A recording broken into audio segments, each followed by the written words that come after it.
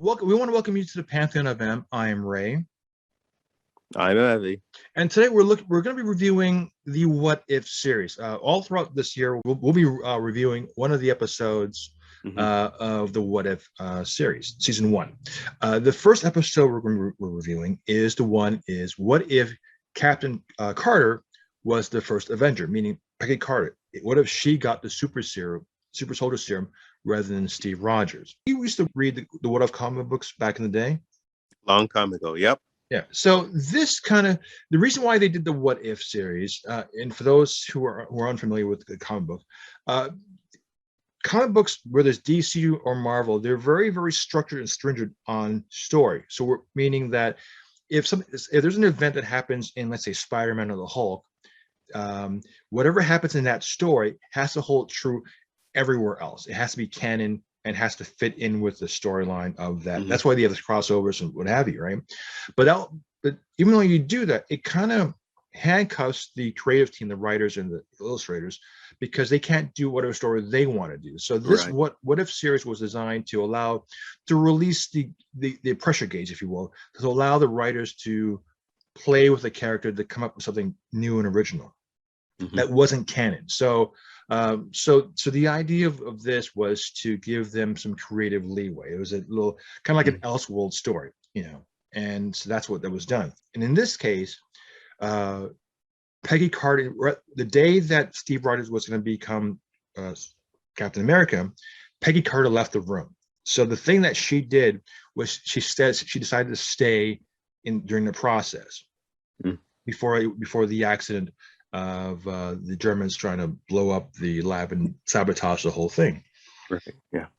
And in that process, Steve got shot or injured, and she took over. And before the serum was lost forever, she got the injection of the super soldier serum and became Captain Carter.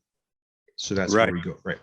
And because of Howard Stark, he made Steve the Iron Man of its time. So so that was pretty cool how they did that storyline. And even though he was still the weakling and the underdog, that love story between Peggy and Steve doesn't matter. It had nothing to do with him being a super soldier.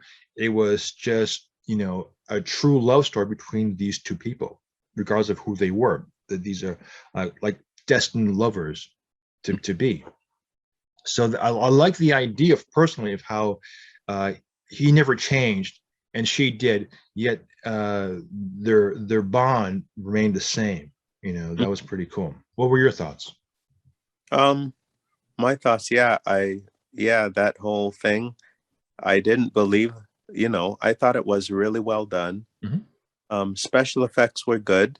This has a runtime of 31 minutes. The series it's like 30-minute episodes are really fun and fast to digest, and they really explore things. I mean, they have a pool. The idea of this is there's a pool of 23 films they could draw from Mhm. for the first three phases, and and really explore endless possibilities. I mean, critics panned the first episode. It got better as it went along, but I really enjoyed it, not knowing what to expect.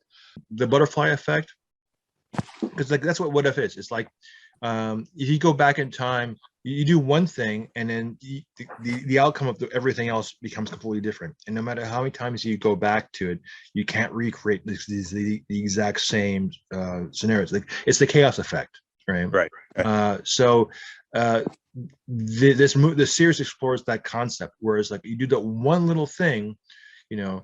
if I went through that one door, like there's a movie called Sliding Doors with Gwyneth Paltrow, right? Or Mhm. there was there's actually TV shows that kind of explore that. Like there's I think this is this show with a guy who was a doctor, and it's on TV net this fall. I think his name is Adam. Anyways, I can't remember. Anyways, the idea is the concept is like with the butterfly effect was like he was able, like Ashton Kutcher was able to go back in time to meet this girl, and every time he tries to redo something else fails or is better or is worse or something he loses in the process. So this was kind of reminding me of that. You go back, she stays in the room, she rescues Steve, but in the process he gets injured and she becomes Captain America or Captain Carter. So I thought that was pretty cool. and almost everything else stays the same. You got the Howling Commandos.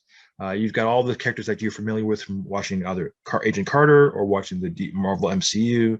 That was really cool. And the best part about this is that you have a lot of the original actors coming back to do the voice work for this one. So that was what surprised me. Even though they had like maybe one line, celebrities come back to do the voice work. So that was a highlight for me. Cool.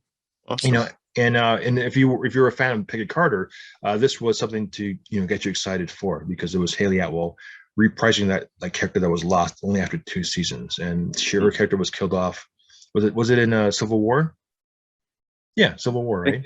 Yeah. They go to her funeral in Civil War. So, I mean, so we lose that character really in the middle of the whole MCU, like season 2, phase 2, phase 3, plot. So it's nice to revisit her character. Okay, so on that note, I just want to say you can reach us at thepantheonofm.com. That's a website. You get to check out our YouTube channel. It's hard to catch us on YouTube if you type up Pantheon of M. I can't find our show. So I get pictures of the Roman mausoleum and the cathedrals and whatever like that. So if you go to our website, www.pantheonofm.com, it takes us directly to a link to our website, our YouTube channel, our audio platforms. We have various platforms. If you scroll all the way down to the bottom, we're on Podbean, Spotify, Listener Notes, Apple iTunes, a bunch of.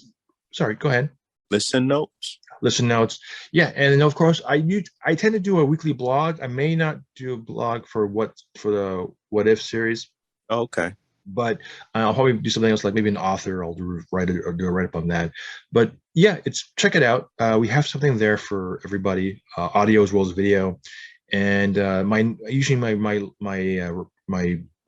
weekly blogs, I try to make it entertaining and provide links to various things. So also we have a Twitter account, and we also have like Instagram. What I tend to do monthly is put up photos of our trips. I just went through this past October, sorry. I went to Fan Expo in Toronto, so I'm putting once a month. I put up a photo of a Q&A, whether it's William Shatner. He was here shortly after his trip into space. He was in Toronto doing Fan Expo doing a Q&A, so I was able to get a photo of him. I'll post it up eventually, so just check it out. Once a month I put up a new photo. So we've been doing this show for about now 2 years roughly. Yeah, so that's 24. That's 2 years, right? Okay. Yeah, so that's about 24 photos, either on Instagram or on our Twitter account, that I've put photos of our trips and our Q&As. Cool. So you can check that out. And again, that's all one-stop shop at our website at pantheonofm.com. Yep. So with that, I'm Ray. And I'm Evie. We'll talk to you next week. Take care.